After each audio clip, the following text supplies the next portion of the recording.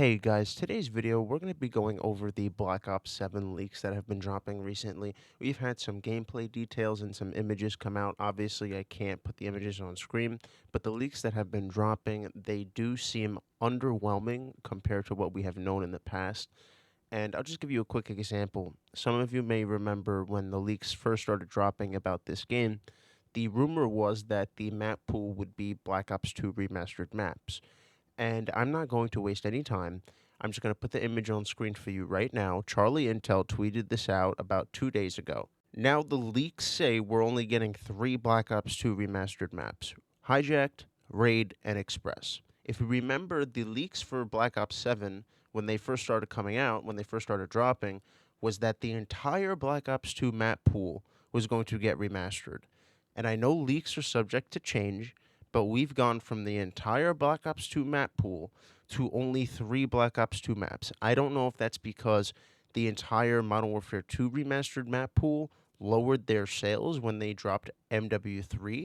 It could also be because Treyarch has been given so much work in recent years regarding Warzone, multiplayer, and zombies, they didn't have enough time to put every Black Ops 2 map in the game. Either way, it's concerning because every leak for Black Ops 7 has said that at the bare minimum there'd be probably 6 to 7 Black Ops 2 remastered maps, and then adding 5 original maps just to throw in that little variance. But it started with the entire map pool from Black Ops 2, then it went half and half, and now we're down to 3.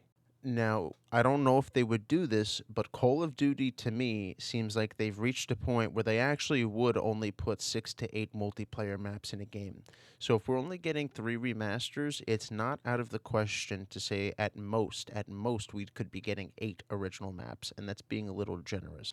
The reason I say this is because all of the other leaks that came out during that time seem to be true. We do have Raul Menendez coming back. We do have a Black Ops 2 storyline sequel, it seems like. We do have people from Call of Duty themselves saying if you loved Black Ops 2, you'll love this game, and then dropping the map count to 3.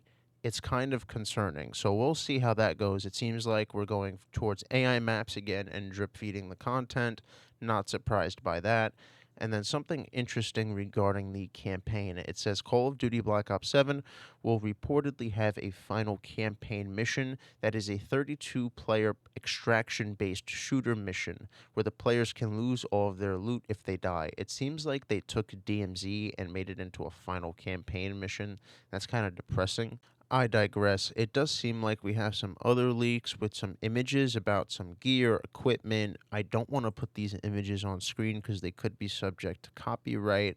They do look like they're actually from the game itself, and that's why I don't want to put it up on screen. But you can go on Charlie Intel's Twitter and look for it yourself. Otherwise, I think Black Ops 7 might actually end up doing worse than Black Ops 6. And that's because in Black Ops 6, if you remember correctly, they did do a good bait with nostalgia. They did good bait with a story. They did the Gulf War. If you remember, the teaser with Clinton dropped, and then Saddam Hussein, it was in the teaser as well. So they baited some nostalgia with some original content and tried to sell that to the public, and it worked. But then the players started dwindling away because they realized that they were sold a bag of nothing instead of a bag of goods.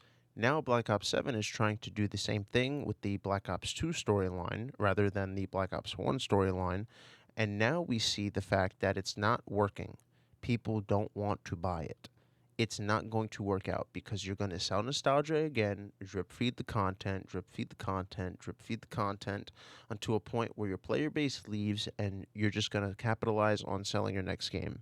It's not working because you're not only in the COD cycle anymore, it's reached a point where Call of Duty is literally committing false advertisement, essentially, because we're being presented a game that takes place in the Gulf War. It's in the 90s. It's a brutal war. It's the largest modern tank battle in history. We haven't seen anything like that since, as a matter of fact. And they present us that game with that storyline and then proceed to put in Ninja Turtles, American Dad, Beavis and Butthead. I mean, do I really need to go on? It's not right. It's not right to the people who bought the game on the product that was presented to them. It's actually not right. And that's why you see players leaving, because they didn't pay for Ninja Turtles. They didn't pay for Beavis and Butthead. They didn't pay for American Dad.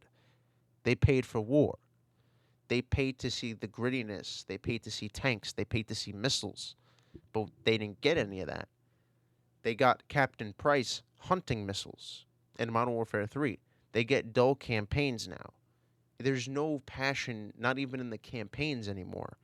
That's what's sad. That's what's concerning. We've forgotten the campaign as a foundation for the game. That's what gave us Reznov. That's what gave us Frank Woods. That's what gave us Mason and his son. That's what gave us all these great characters that we love. It wasn't the multiplayer. It wasn't the Battle Royale. It was the campaign.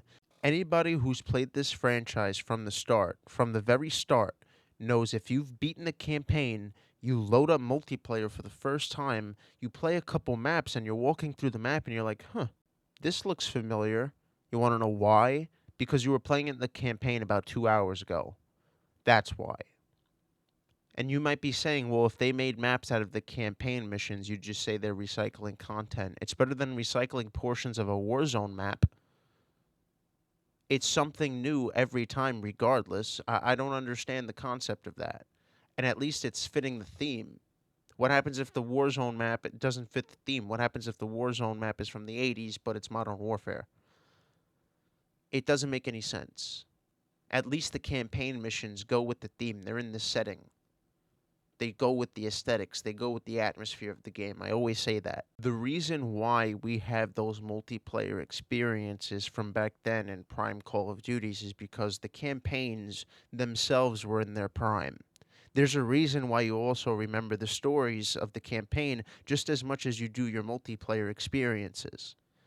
There's a reason why you don't remember any modern campaigns after MW 2019, okay?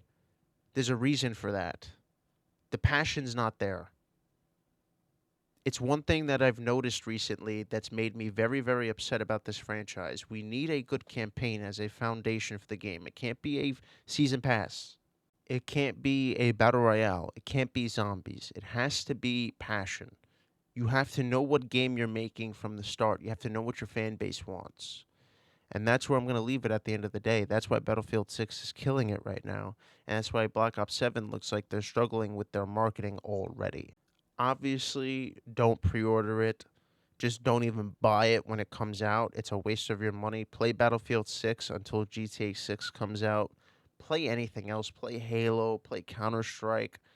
Play Ready or Not. That just got put on console. That's a fantastic game. Whatever you do, don't pre-order Black Ops 7. Don't play that garbage when it comes out. It's just not going to be worth your time and money.